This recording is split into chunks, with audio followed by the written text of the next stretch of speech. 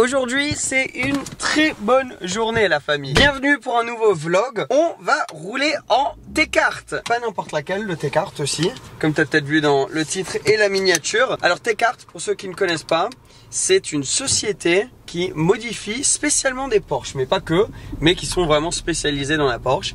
Et si tu suis cette chaîne depuis un bout de temps, tu te souviens peut-être que à l'époque, j'avais une Porsche 991.1 Turbo S et j'avais justement équipé la voiture de plein de pièces en carbone de chez T-Kart. On y va bien sûr dans la M135i, le daily que je kiffe toujours autant. On a maintenant 11 500 km sur celle-ci. Il serait peut-être temps que je fasse aussi à un moment une vidéo au bout de 10 000 km, mon point de vue sur la M135i.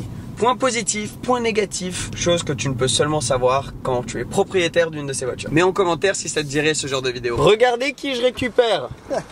Hey, direct en caméra, c'est Johnny. Si vous suivez la chaîne depuis longtemps, vous savez exactement qui c'est. Et vous savez qu'à chaque fois que je le vois, il y a une belle voiture qui arrive. Voici la bête en bonne compagnie. Urus et Diablo, ça c'est en train d'exploser en valeur. Mais regarde-moi ce missile. Wow, elle est impressionnante. Premier petit démarrage. Bon, on va sortir du parking parce que première chose que je fais, c'est que je manœuvre dans un ascenseur. Nickel. Hop, on y arrive. Ok, c'est bon. On a survécu la première étape. Premier truc quand tu rentres dans une voiture, c'est pas le plus facile quand même. Hein. J'ai survécu. C'est jamais simple de récupérer une voiture que tu n'as jamais conduite avant et directement être en plein centre-ville, pile aux heures de pointe. Donc, je suis venu m'arrêter sur le port ici à Monaco, que vous connaissez bien. Et on va vous faire un petit tour. On va découvrir en même temps. Tout s'est fait très last minute. Donc, en gros, demain, j'ai un rallye, Fast Lane Drive. Et il me fallait une voiture en last minute. Donc, il y a Axel, un pote qui travaille chez T-Kart. Je l'ai texté vite fait. T'aurais pas quelque chose sur Monaco? Et il m'envoie une photo. Et je dis oui, ça me va très bien. Quelques heures plus tard, je me retrouve avec la GT Street Air monochrome. Donc il n'y en a que 20 de ces bêtes dans le monde. En gros, T-Kart, ils font plein de pièces et souvent c'est des pièces détachées que tu vas les mettre comme je l'ai fait moi sur ma Turbo S. Mais là, avec la GT Street Air, ils ont dit ok, si on y allait totalement nous-mêmes et qu'on développait notre propre version de l'ultime 911 à base de Turbo S, qu'est-ce qu'on ferait? Et bien la réponse c'est ça. Alors j'ai déjà eu la chance de filmer avec une GT Street Air, il me semble que c'était la numéro 1. Je sais que la numéro 1 des 20 est en vente aujourd'hui pour 370 000 € hors TVA. Donc si tu l'immatricules en France, il faut rajouter 20% par exemple. Juste pour te donner une ordre d'idée des prix. Alors qu'est-ce qui justifie ce prix? Déjà, esthétiquement, à l'extérieur, quasi tout a été refait. Donc par exemple, le capot, complètement en carbone. Tout le pare-choc avant, comme tu peux voir, totalement fini en carbone.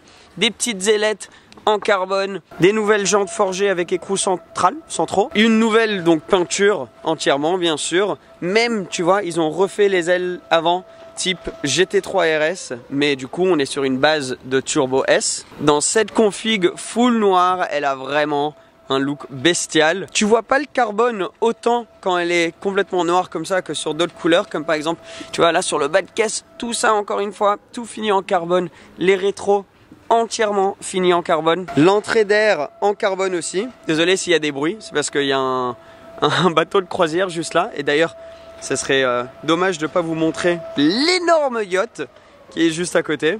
Mais bon, on va rester sur les voitures. Comme tu peux voir, elle élargie en carbone aussi. Bref, tu as compris un petit peu le délire. Carbone, carbone, carbone de partout. Un petit aileron. Le toit entièrement en carbone. Mais surtout, c'est cet énorme aileron qui a même genre des entrées d'air inclus dans l'aileron. L'aileron qui est actif aussi, qui peut se lever ou se baisser. Et du coup, qui est là pour donner plus d'aération au moteur qui a plus de puissance maintenant. On monte à 810 chevaux. Je t'avoue que plus de puissance, c'était le dernier truc auquel je pensais que la Turbo S avait besoin. Alors à l'arrière aussi, tout a été remodifié. Donc on a tout un nouveau diffuseur juste là avec des nouvelles sorties d'échappement qui font un très beau bruit. On va entendre ça juste après. Et bien sûr, le logo T-Kart.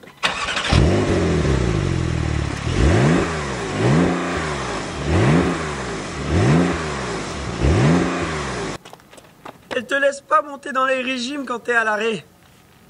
c'est une bête. Et ça ne s'arrête pas là, parce que depuis plusieurs années maintenant, Tecart se spécialise dans les intérieurs. Les poignées de porte cachées de la 992. Alors, l'intérieur, déjà, premier truc que j'ai remarqué, moi, c'est que c'est une base de Turbo S, mais avec les sièges baquets de la 918, qui ont eu le traitement Tecart. Donc, par exemple, là, c'est tout en Alcantara. T'as vu? Ces types de petits trous qui font un peu style rétro. Les anciennes voitures de course, ça me fait penser au Ford GT, ça. L'intérieur entièrement fini en Alcantara et en cuir. Tu peux voir le logo Tecart, là, juste sur l'appui-tête. Bien sûr, le baquet complètement fini en carbone. Là, tu as le logo monochrome sur la portière. Donc monochrome, c'est pour cette voiture particulière qui est donc monochrome. Il n'y a quasi pas de couleur à part les petites finitions en or. Comme là, tu peux voir les petits détails en or. Alcantara, tout a été remplacé par du carbone. Donc même les poignées de porte, tu vois, normalement de chez Porsche, ça, tu peux pas avoir les poignées de porte en carbone. Suppression pour le coup des sièges arrière. Donc tu n'as plus les places arrière. J'imagine que si tu veux, tu peux les avoir, mais là, sur cette config particulière, il n'y a pas de place arrière. Tu vois, ici, par exemple, d'habitude, c'est pas fini en Alcantara sur une Turbo S classique. Là, ils ont remis du cuir, c'est du cuir épais sur le haut du tableau de bord. C'est quelque chose que tu remarques pas directement, mais quand tu es dedans, ça donne encore plus un aspect de luxe. Alors, le volant aussi a eu le traitement Tecart, même les petits boulons, tu vois, qui sont finis en or maintenant. Tu as bien sûr le logo Tecart, mais c'est plus épais que ça l'était avant. Et franchement, avec les détails en or, je trouve ce volant très très beau. Même là, le sélecteur de mode de conduite a été fini en or. Ah tiens, une Speedster qui vient rejoindre un petit peu. Très joli ça aussi. Bon, allons tester la bête. C'est une Porsche, elle fait le bruit d'une Porsche. Moi je dis, directement en mode manuel, sur la boîte, directement en mode sport, échappement ouvert. On passe pas par 4 chemins. Donc c'est vrai que dès que tu es dedans, tu sens que tu es dans quelque chose de spécial quand même. Il y a ce feeling de quelque chose en plus qu'une Turbo S qui, honnêtement, en ayant eu une Turbo S, était peut-être la chose qui manquait à la Turbo S. Bon, on va sortir, là on est en ville, on est à Monaco. Et donc à Monaco, il faut faire attention parce qu'il y a beaucoup de monde autour. Donc on va pas faire de dinguerie à Monaco, bien sûr. Mais juste là, en roulant en ville, tu sens que c'est une Turbo S, quoi. C'est facile à rouler. Tu prends le gabarit en main facilement. Elle est un peu plus large avec les ailes élargies. Et c'est vrai que dans ton rétro, tu vois juste un énorme aileron. Mais sinon, ça reste une 911, quoi. Ouh, elle fait des petits pop, pop, pop, pop, pop, pop, pop. Tu entends déjà. On arrive sur les petites routes. On va voir de quoi elle est capable, cette Tecart. Oh, oh, le missile. Oh, le délire. Mais c'est pas possible. Oh, le bruit, vous entendez les pops? Oh là là là là là là. Ce volant, il est vraiment génial à prendre en main. Oh, mais quoi?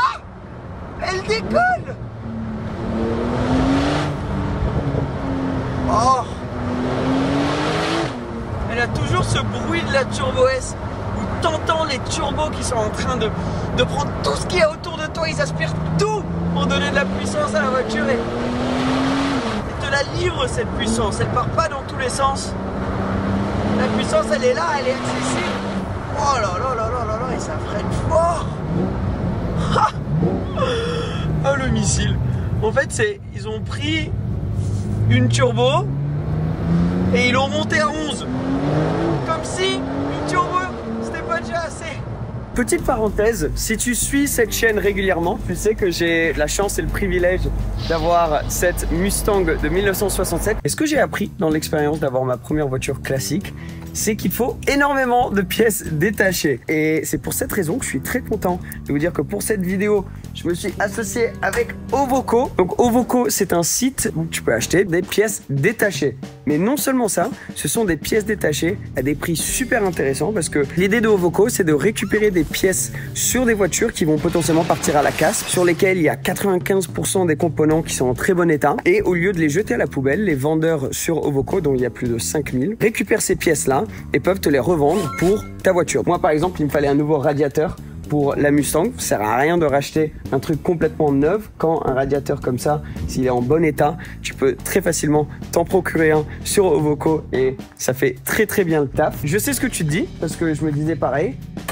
Comment est-ce que je sais en achetant en ligne si c'est une pièce usée, qu'elle va bien fonctionner et que ce sera exactement ce dont j'ai besoin? Alors, il y a une garantie de 14 jours avec Ovoko. Donc, si jamais la pièce ne va pas, l'idée c'est que pendant les 14 jours, tu as le temps de tester la pièce sur ta voiture, voir si elle fonctionne comme tu le souhaites. Et si ce n'est pas le cas, tu peux la renvoyer et être remboursé entièrement. Bref, il y a vraiment tout sur le site à un prix qui est vraiment compétitif. Donc, bien sûr, j'ai un lien pour vous qui est en description, le premier lien en description ou en commentaire épinglé. Ça va vous amener directement sur Ovoko et si tu es en recherche de pièces détachées pour ta voiture, je te le conseille très fortement. Un énorme merci à eux d'avoir soutenu cette vidéo. Ceci dit, on va continuer avec la vidéo d'aujourd'hui.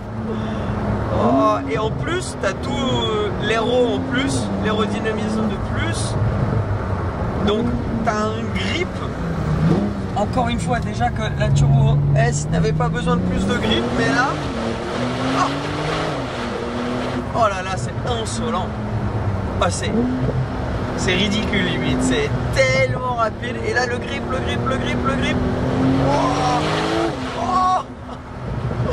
Dès que t'es haut dans les tours, le couple il est là, il est directement accessible. Et juste, regarde, ça te déforme le visage. Oh là là là là! On va s'amuser demain à l'événement. Oh là là, regarde là. Grip. Oh. Tu peux vraiment... Il y a très peu de voitures avec lesquelles tu pourrais faire des kilomètres plus vite qu'avec celle-ci. C'est vraiment démentiel. Wow, c'est un délire. Je suis très impressionné. Et là, c'est une Turbo S. Donc d'un coup, dès que tu arrêtes d'accélérer, tu es dans une Turbo S. Mais elle a envie que tu la taquines. Elle a envie de partir la voiture. Oh, j'aime beaucoup. Oh, je suis déjà fan. Si tu es fan de Porsche, tu vas kiffer parce que en gros, c'est comme si ta Porsche elle avait bu un Red Bull, tu vois. Ta Porsche, d'un coup, elle est énervée. Ça te fait la dose d'adrénaline, hein. Et quand t'es là, quand t'es à l'intérieur, tout ce que tu touches, c'est de qualité. Ces sièges, moi j'étais pas sûr parce que je me disais, les sièges baquets dans une turbo, est-ce que c'est une bonne idée? Mais en vrai, ça va avec l'ambiance de celle-là. J'étais Street Air. Elles te tiennent tellement bien en place. Même moi qui suis pas le plus large, quoi. Je suis bien tenu en place. Et les finitions de tout ce que tu touches, tu sais, c'est le genre de truc auquel tu penses pas. Mais tu pensais pas que dans une Turbo S, ils pouvaient encore améliorer les finitions. Mais maintenant, quand t'es là-dedans et que tu le vois, tu te dis ah ouais, en fait, il y a plein de trucs où je réalisais pas qu'ils pouvaient encore monter d'un cran. Et maintenant que tu l'as, c'est dur de l'imaginer sans. Si tu vois ce que je veux dire. C'est tellement précis et ça accumule quand même la vitesse tellement facilement. Mais sans être intimidant. Il y a beaucoup de voitures, tu vois, 810 chevaux, quasi 500 000 euros. Quand tu rentres dedans, c'est grave intimidant. Tandis que là, franchement, tu la prends en main facilement, mais c'est sans néanmoins qu'elle se sente banale, tu vois. Tu sais quand même que tu es dans quelque chose de très spécial, mais elle te met en confiance. La direction. Bon, ça c'est plus une réflexion sur. Hop là, elle est quand même pas toute fine la voiture, hein. Alors plus une réflexion sur la 992. La direction, t'as beaucoup moins de sensations. Quand t'as conduit récemment une 997, une 996, quelque chose comme ça, c'est vrai que c'est un peu aseptisé au niveau de la direction. La suspension est dure quand même, hein. Tu sens passer, mais bon, c'est une GT Street Air. Le but, c'est pas non plus que ce soit une Rolls Royce. Ça te met dans l'ambiance. On a des sièges paquets et une suspension de skateboard. Mais bon, c'est ce que je veux.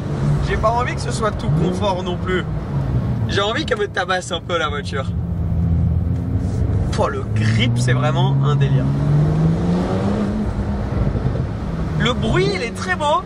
Il y a ce truc en plus de la Turbo S normale quand même. Mais c'est vrai que moi je suis trop fan des GT3 et tout pour la turbo, ça manque tout le temps un petit peu au niveau du bruit. Mais bon, après tu le sais en venant dans une turbo que ça risque d'être le cas. Ah, c'est bon, je suis déjà sur la réserve. Niveau essence, ça m'étonne pas. Ça consomme quand tu conduis comme ça. Hop là, on va se garer ici. On est sur les hauteurs de Monaco. Hop, hop, hop, on va sortir. Vous entendez? Quand la voiture fait ce bruit là, c'est que tu as passé un bon moment. Regardez cette bête. Elle est impressionnante quand même, hein. Et tu sais quoi, le design c'est un super indicateur du caractère de la voiture. Parce que le caractère de la voiture, c'est exactement ce à quoi tu t'attendrais en le regardant. C'est une 911 à base de Turbo S, mais juste ils ont monté d'un cran. Et franchement, tu penses qu'elle en a pas besoin, mais après une fois que tu l'as, ah, ça te donne envie. Si tu as une Turbo S, je comprendrais pourquoi quelqu'un se dirait en mode bon allez, pourquoi pas, on va la pousser un peu plus fort. Regardez la vue qu'on a ici aussi, quand même, au-dessus de Monaco, c'est exceptionnel. Ici dans ce coin, c'est dingue que tu puisses sortir d'un centre-ville et avoir des routes incroyables comme ça pour pouvoir vraiment kiffer. Un petit essai improvisé rapide, j'espère que vous avez kiffé. Demain, je pars sur une grosse aventure avec cette voiture. Donc ça va être la prochaine vidéo qui va arriver sur la chaîne. On se retrouve là-bas. Merci la famille. Ciao ciao.